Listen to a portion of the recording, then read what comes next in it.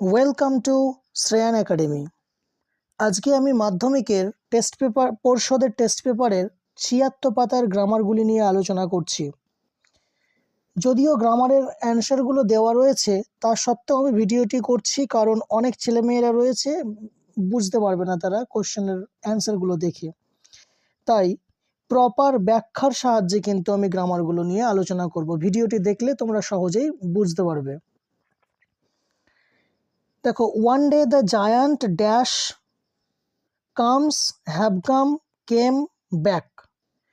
একদিন জায়ান্ট ফিরে এলো, এরকম মানে হবে। তাহলে কামস মানে আসে, হ্যাভ কাম মানে এসেছে, কেম মানে এসেছিল।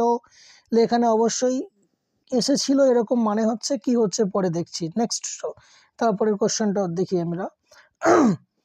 হি had been where to visit his friend the Cornish ogre. সে ভিজিট করতে গিয়েছিল তার বন্ধু কর্নিশ অগারকে। And where stayed, was stayed, had stayed for him, with him for 7 years. এইখানে একটা ক্লু পেলাম আমরা।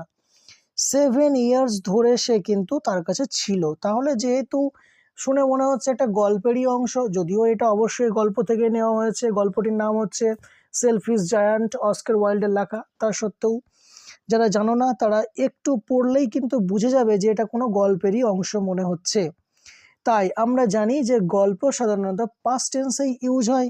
তাই প্রথম যে প্রশ্নটি রয়েছে না, ওয়ান ডে দ্য জায়ান্ট, একদিন জায়ান্ট মানে দৈত্য, ড্যাশ ব্যাক মানে ফিরে এলো, তাই অ্যান্সার হয়ে যাবে কেম ব্যাক। আচ্ছা, এখানে তারপরে 7 বছর ধরে থাকার কথা চলছে, তাই কিন্তু পাস্ট টেন্সেরই পাস্টের পাস্ট অর্থাৎ পাস্ট পারফেক্টের টেন্স ব্যবহার করব আমরা। তাই এখানে হ্যাড বিন হবে দ্বিতীয় অ্যান্সারটি, আর তারপরের যে অংশটি অ্যান্সারটি হয়ে যাবে হ্যাড স্টেড। এবারে যে প্রিপোজিশনটি রয়েছে, আর্টিকেল এবং প্রিপোজিশন, সেটি দেখো। হি হারিড ড্যাশ হিজ পেরেন্টস। সে তার পিতামাতার দিকে দৌড়ে গেল।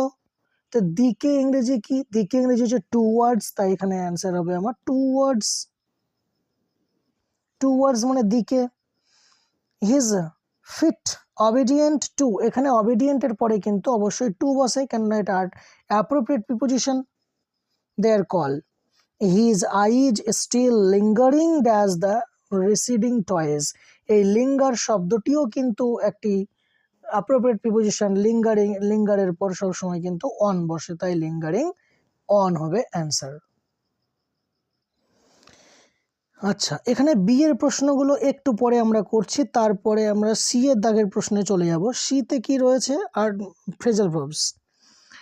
সি রিজেম্বলস হার মাদার, সে তার মায়ের মতোই সদৃশ হয়েছে। তাহলে রিজেম্বলস মানে হচ্ছে একই রকম দেখতে হওয়া।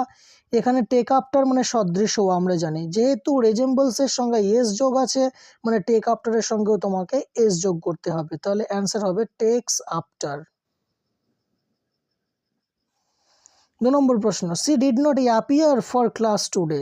সে আজকের ক্লাসে অ্যাপিয়ার হয়নি, মানে অ্যাপিয়ার মানে হচ্ছে উপস্থিত হয়নি। তাহলে কোনটা হবে উপস্থিত? Call of, give up, turn up. বেশ, টার্ন আপ মানে পৌঁছানো আমরা জানি, তো টার্ন আপ মানে পৌঁছানো, আর আজকের ক্লাসে হাজির হয়নি সে একই ব্যাপার। তাহলে অ্যাপিয়ারের জন্য ফ্রেজাল ভার্ব হয়ে যাবে টার্ন আপ। কোনো চেঞ্জ হবে না, যেটা ভার্বের যে ফর্মে রয়েছে এটাও সেই ফার্স্ট ফর্মে রয়েছে।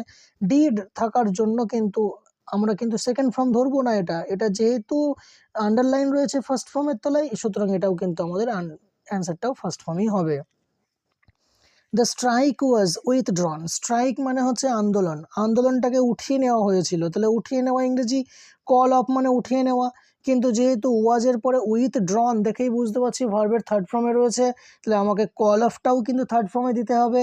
তাহলে কল অফের থার্ড ফর্ম হচ্ছে কল্ড অফ, তাহলে এখানে অ্যান্সার হবে called, CALLED, called, OFF of.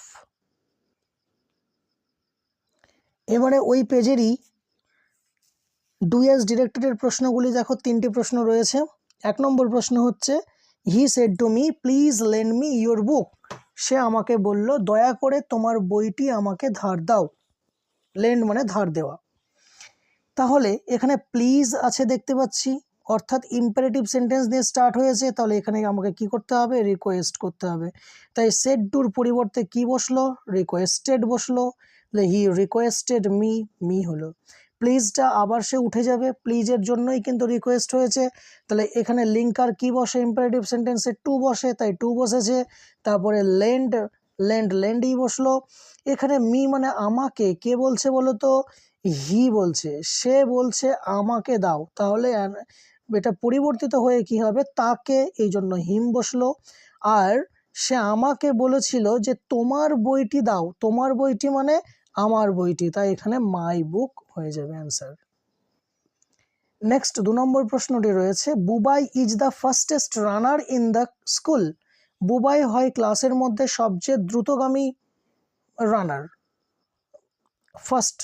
First করতে হবে, অর্থাৎ পজিটিভ ডিগ্রিতে করতে হবে। এখানে পজিটিভ ডিগ্রিতে অ্যান্সার করলে হবে no other runner in the school, মানে স্কুলের কোনো রানারই হয় না, ইজ হয় না, শো ফার্স্ট অ্যাজ বুবাই, বুবাইয়ের মতো এত ফাস্ট।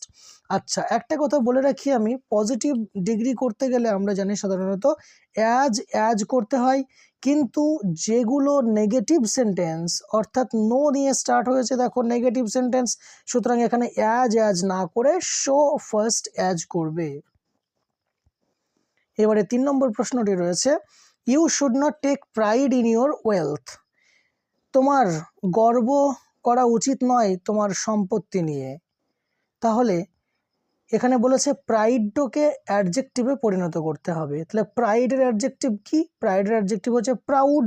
আর আরও একখানা লক্ষণীয় বিষয় হচ্ছে, এখানে মনে রাখার বিষয়, প্রাইড যদি নাউন রূপে থাকে তাহলে তারপরে প্রোনাউন প্রিপোজিশন থাকবে ইন, আর প্রাউড যদি অ্যাডজেক্টিভ হয়ে চলে আসে তাহলে কিন্তু তারপরে যে প্রিপোজিশন সেটা থাকে সেটা হবে অফ। তাহলে অ্যান্সার হবে you should not be proud of your wealth. এখানে টেক আর বসবে না, কিন্তু এটা কিন্তু বি বসবে, তাহলে you should not be proud of your wealth. যেমন এই কোশ্চেনটা দেওয়া থাকলো, এটা অ্যান্সার হচ্ছে, যদি এই কোশ্চেনটা দেওয়া থাকতো এটা হবে তার অ্যান্সার।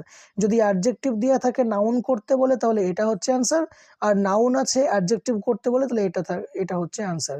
এই প্রশ্ন দুটোকে স্টার মেরে রাখো তোমরাও নিজেরা খাতাতে, এবং তোমরা ভালোভাবে এটা দেখো, খুবই ইম্পর্টেন্ট এই প্রশ্নটি। আশা করি তোমরা গ্রামারের অংশগুলি খুব ভালোভাবে বুঝতে পেরেছো। আর যদি কোনো অসুবিধা হয়ে থাকে তো অবশ্যই তোমরা কমেন্ট বক্সে কমেন্ট করে জানাও। আজকের ভিডিও এই পর্যন্তই।